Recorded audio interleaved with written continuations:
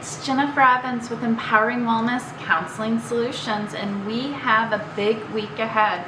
We are talking all about stress management. We're getting into the psychology of stress, maximizing stress, body keep score, the types of chronic stress, and interpersonal and socialization of stress and how we can get out of it. I'm really excited for you to explore these topics this week. So if you like it, please hit the like button and subscribe so that you can get all of the great topics.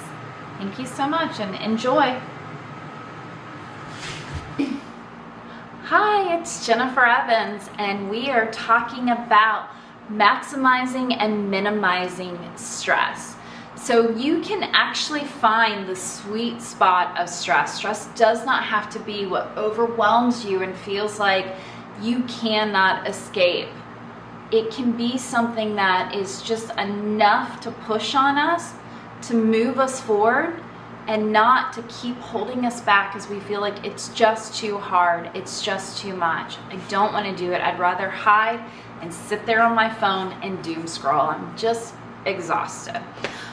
So too little stress really gives us lack of motivation and really doesn't make us do anything. So having too little stress is not good.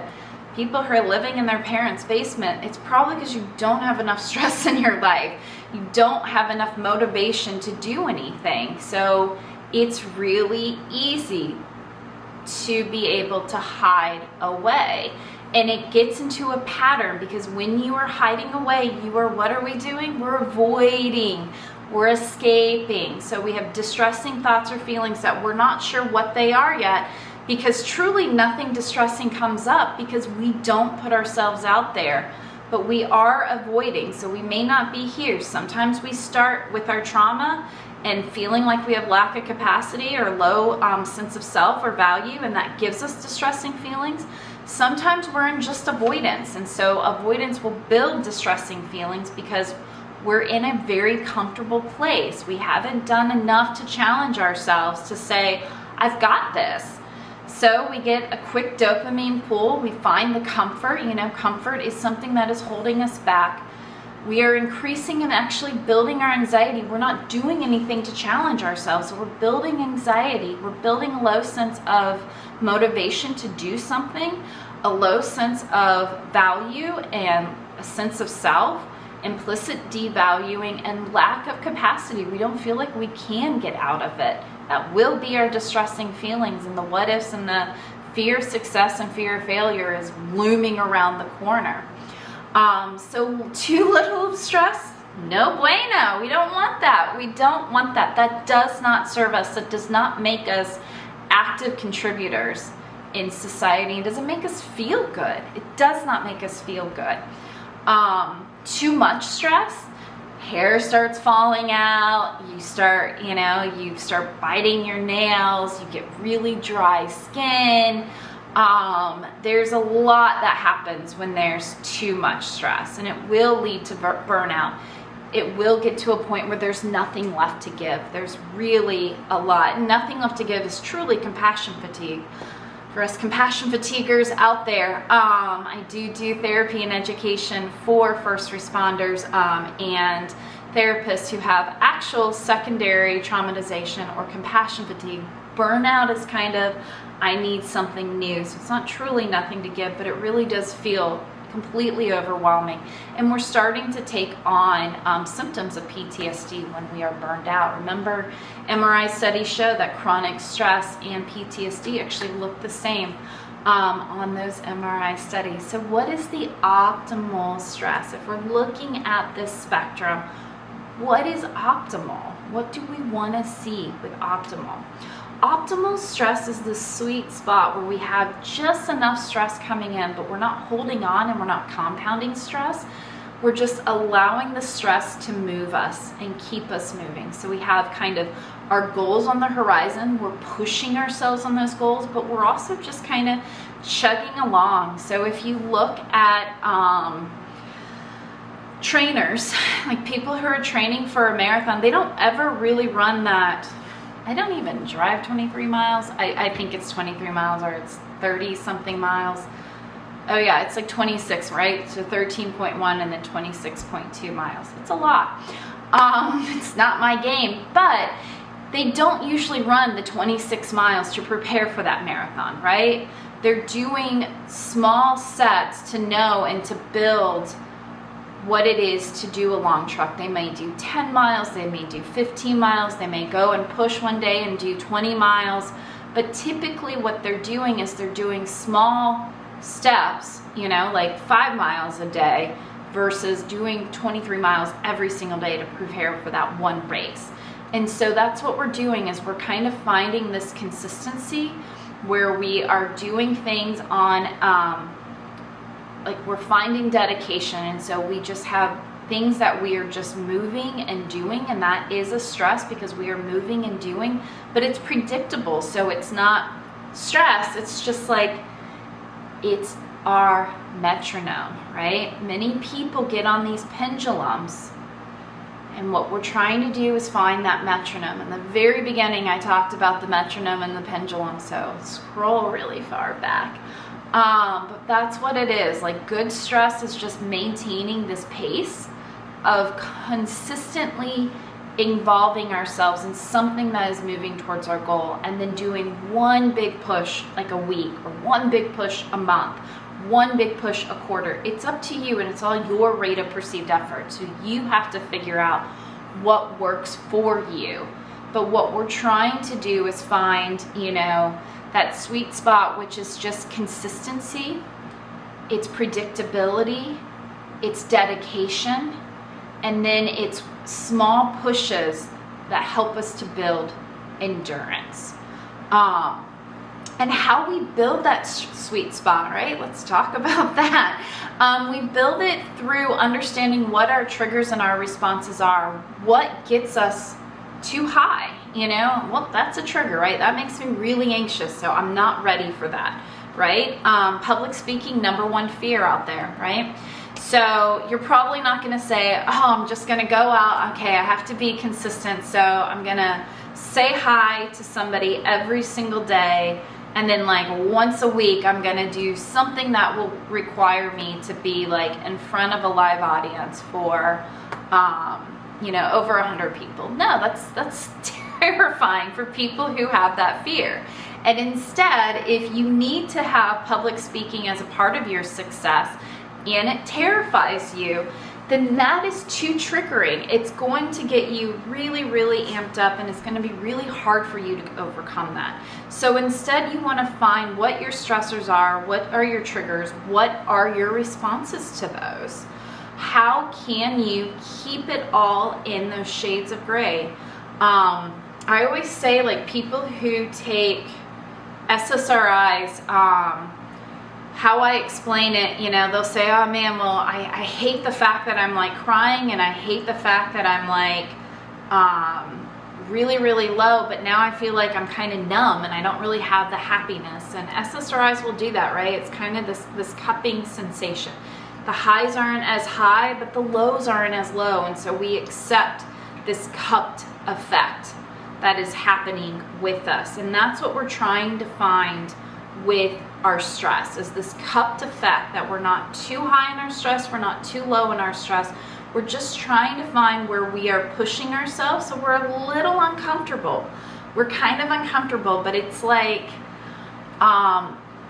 having sand in your shoes, not tacks, right? It's having sand in your shoes. It doesn't feel the greatest, but eventually you kind of forget that it's even there, and it's not as distressing as you thought it would be. You just kind of walk with it and go. So that's what we're looking for, is that discomfort of sand in your shoes. Stay aware of where your energy levels are. Stay aware of what your physical symptoms are and what your irritability is. And be mindful of it, and know, like, again, know that circadian rhythm of where you have the energy to do this and where you don't, because sometimes we need to be a workhorse and just prepare ourselves for the next phase, and other times we want to be in action stages, but we're just trying to keep a consistency going. And then always find time to have that balance of demand and rest and recovery, and accept and name rest and recovery and be okay with it. What we find in when people are starting their success journey is we're seeing binging and restricting moments. We put everything in, and we do this with diets. It happens all the time with diets, but it also happens with spending money. We'll spend all this money and then we'll be like, oh, I wish I didn't do that. Or we'll eat all this food over the holidays. Oh, I wish I didn't do that. And then we restrict. We go on the commit 30. I have nothing wrong with that. It's just a typical thing that happens in January. And we restrict. And instead, what we're trying to do is find a lifestyle change. We're trying to find balance. So it's not about restricting and binging. It's a really dangerous thing to do. Pendulum. We're trying to find a metronome. So find that. What are we doing to kind of just click along? If we want to eat better, then choose one thing a day to eat better with. If we want to save money or build wealth, then do one thing a day that's emulating that. It's not saving all of your money, but I mean, everyone says the Starbucks has got to go. Everyone says that $10 coffee is not going to help you build wealth. But find what it is for you. And if you really need the $10 coffee, then how can you emulate it in a different way? How can you bring your lunch instead of going out every day? How can you find one thing that you can do that emulates somebody who has fiscal responsibility or who has control over their eating or their working out or increasing our activity? Sometimes we're just not doing a lot of activity. We just need to increase it just a little bit more. And then we have two types of stress. And it's important to understand the two types of stress as we are trying to be more present and aware. We're grounding in our here and now. We want eustress, which is good stress, and this motivates you to grow and to take on challenges. And it's like preparing for presentations. It's exciting. It really feeds you. And you're like, I can't wait to do it. It's going to be so much fun. It's taking those risks, but knowing those risks are safe. I found this one training fascinating about the neuroscience of adolescence, and the adolescent brain actually needs risk. Like, it needs risk. And so instead of like creating environments where the kids are risking, trying beer or alcohol or taking risks by driving fast, instead put them in debate. Get them into something that is still creating what their mind literally needs, but it's in a safe way. There's there's risk, but there's a lot of reward, and you're not going to die as a result of it. You're not going to get in jail as a result of it. So it's giving you what your brain needs, but it's also, there's a comfort there. You're not worrying about the what ifs, except for, what if my clothes fall off, or what if people hate me? And those are the things we can counter, right? Because what are the likelihoods that people even notice you? It's gonna be okay. People are very, very egocentrical. We're kind of just looking out for ourselves and worrying about, God, if I was up there, I would hate it. We're not really looking at people for, I can't believe they said that, they misspelled that word. It's gonna be okay to just rip the Band-Aid and be present. It's all about ripping the Band-Aid and being present. Bad stress is when you are overwhelmed and you're not able to cope with it. It can be emotional, it can be physical, it can be exhausting. So overworking and not having any recovery is an example of that distress. It really is not helping you. We know that mindfulness, as we said, is that ability to stay present, and that when we can control our breathing, it helps us to mitigate that stress. Exercise is everything. That rate of perceived effort is so good because it starts to allow you to feel and to reinforce how much agency and control you have of your body. We're going to talk later about those universal constructs, and agency comes up a lot in a couple weeks. So hit subscribe, stay tuned. I can't wait to talk about it. But it's really, really important. Remember, when we're under a lot of duress, mind, body, they start to fear each other. So exercise is a good way to keep that mind-body connectedness. And you can set these small goals, and every time you meet them, I'm just gonna get up and get my clothes on. I'm gonna get ready for a walk. I'm just gonna walk around the couch. I'm just gonna go downstairs into my lobby. I'm just gonna make it to the corner. I'm just going to go around the block. I'm just going to, whatever. I'm gonna go half a mile. I'm just gonna go 3/4 of a mile. And what you're doing is these are these little wins that I talk about. These are the little wins. It's all dopamine pools. And it's just telling you, you've got this. Keep going. You've got this. This is awesome. I love it. I love it. I love it. It really builds so much, and you are churning in that positive cycle. So keep it up. Exercise is a great thing. Time management. Time is a perception as much as it is a actual literal thing. And we will perceive under duress, we will perceive that we do not have enough time. So take that breathing and just be present, because you will assume you don't have any time available, and yet you have all the time to get things done, and you do nothing in fear that you don't have time. Pivoting is huge. So when I coach my executives and my entrepreneurs, I talk a lot about the pivots. Pivots is how we look at life to be able to churn those perspectives. So as we churn this perspective on time, we turn this perspective of failure. There is no failure until you quit. And so if you can pivot, then you can succeed. You can find ways to build that growth mindset and realize that there are just a lot of lessons. I've been gardening since I was, 10 years old. I love it. My grandmother gardened. I loved being out with her as a little girl, playing in the garden with her. I love gardening. And every year I get excited to buy way too many seeds. And every year I put my little seeds in, and then I lose track and have ADHD. What are you going to do? I forget about it. Some of them work out, some of them don't. And I put the plants that work out, and I put them in the garden. I'm so excited. I've completely not labeled them. Everything is chaos, but when I get my plants and I know, okay, well, these worked. Once I get the seed, fortunately I have a really good mind, so I can organize chaos very, very well when it comes to my green thumb. So when the plants come up and I have no idea, I'm like, oh, that's my chocolate sprinkle cherry tomato, and that's my arugula, and that is mine. So at least I know what my plants are. So once they, get out of that small stage and they've truly germinated and turned into a producing plant, then I know what works. And, people will say, oh, well, I'm not going to grow melons because I don't have enough sun, and I'm not going to do this. And it's like, seeds are like $1. If that's something that's a passion and a value of yours, then do it. See what happens. The worst thing that happens is nothing.